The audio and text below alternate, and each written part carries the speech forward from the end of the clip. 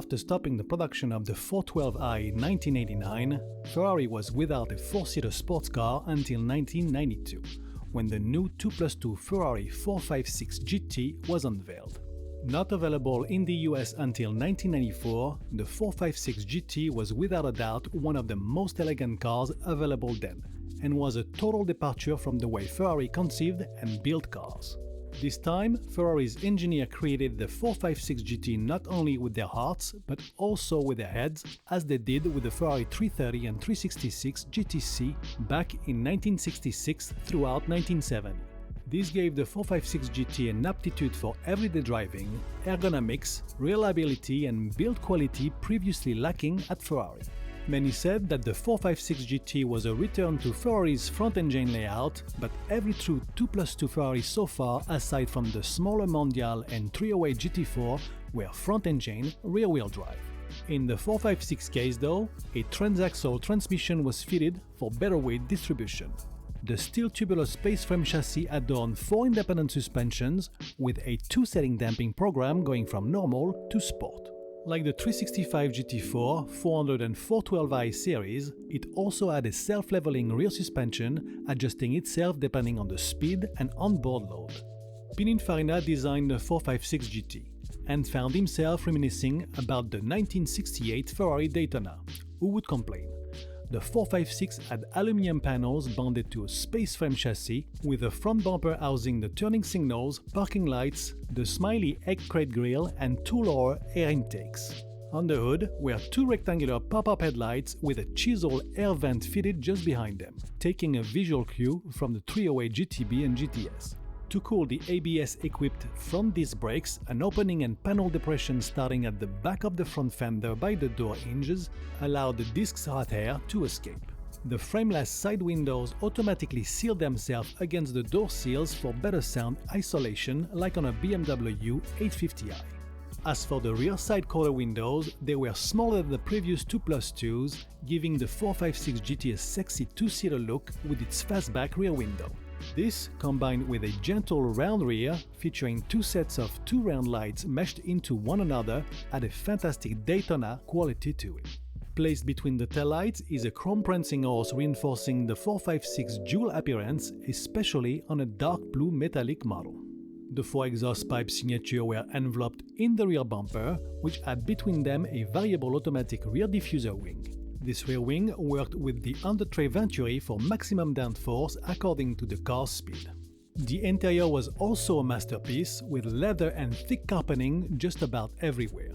First introduced in Europe, with a beautiful 3-branch polished metal steering wheel without an airbag, the 456 quickly became a 2-front airbag car with the adoption of a new 4-branch steering wheel.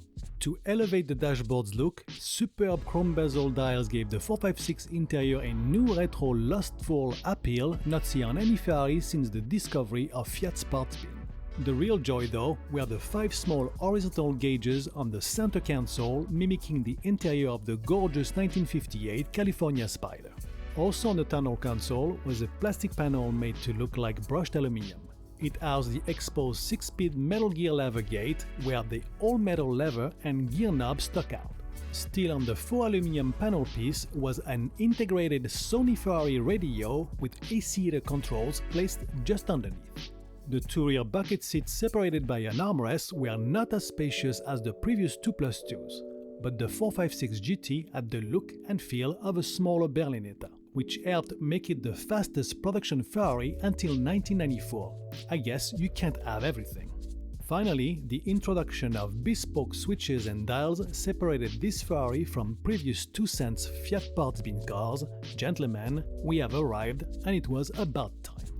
The V12 front engine, with its dry sump, quad cam and 48 valves, had a generous 5.5-liter capacity, or 334 cubic inch, or as the nomenclature quoted, 456 cubic centimeter per cylinder, and developed 442 horsepower, 436 in US at 6,250 RPM. Performance was of the first order, with a 5.2 seconds time to reach 62 miles per hour and a top speed of 186 miles per hour or 300 km per hour. This gave the Ferrari 456 GT the title of the fastest four-seater in the world, as well as the fastest car in Ferrari's catalog until the arrival of the rushed and odd-looking F512M, aka the last Testarossa. In 1996, the 4-speed automatic Ferrari 456 GTA was introduced and was a real success with only a small decrease in performance. The 62 mph mark was achieved in 5.6 seconds, while the top speed was marginally lower with 185 mph or 298 km/h. Arriving in 1998, the Ferrari 456M GT and GTA was unveiled. The M stood for Modificato, modified in English, and even if at first glance the changes weren't that obvious, the list was quite extensive. The front bumper was redesigned with a wider grille housing additional driving lights in each corner, which was a design cue taken from the Super Americas, 250 GTEs, and many more. With this altered front end, the turning signals were now repositioned outward. Sadly, the hood now made from carbon fiber didn't display the air vents seen after the pop-up headlights, which were also redesigned with a more convex shape. Aesthetically, the rest of the 456M stayed the same, including the 17-inch 5-spoke wheel set, but the restyled front end has been said to have aerodynamically improved the 456M. Inside, another small revolution happened with a new dashboard and center console.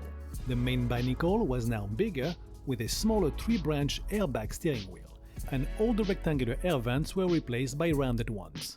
Although very sadly indeed, the fantastic set of 5 smaller dials placed on the center console was replaced by a cluster of 3 dials, and the aluminium-looking but actually plastic tunnel console was also changed for 2 black flat surrounding elements. New seats also waited for you, including new rear seats accentuated by a lower center console. The V12 was identical with the same power output, but the firing order was changed for a creamier delivery. On the technical side, the suspensions were also heavily revised with the traction control ASR and the rear electric brake corrector EBD now acting in unison with the damping system, but the rear variable automatic rear diffuser wing was now fixed. Production of the Ferrari 456 GT series ended in 2003 after 3,289 cars were sold, aside from a few special 4-door estates and convertibles were made. Today the 456 GT is regarded as one of the most beautiful and classy Ferrari ever produced, and with its build quality, all-around visibility, reliability and everyday drivability, it certainly will look good when you arrive at your 3-star hotel with your optional and purposely fitted Ferrari luggage set in the trunk.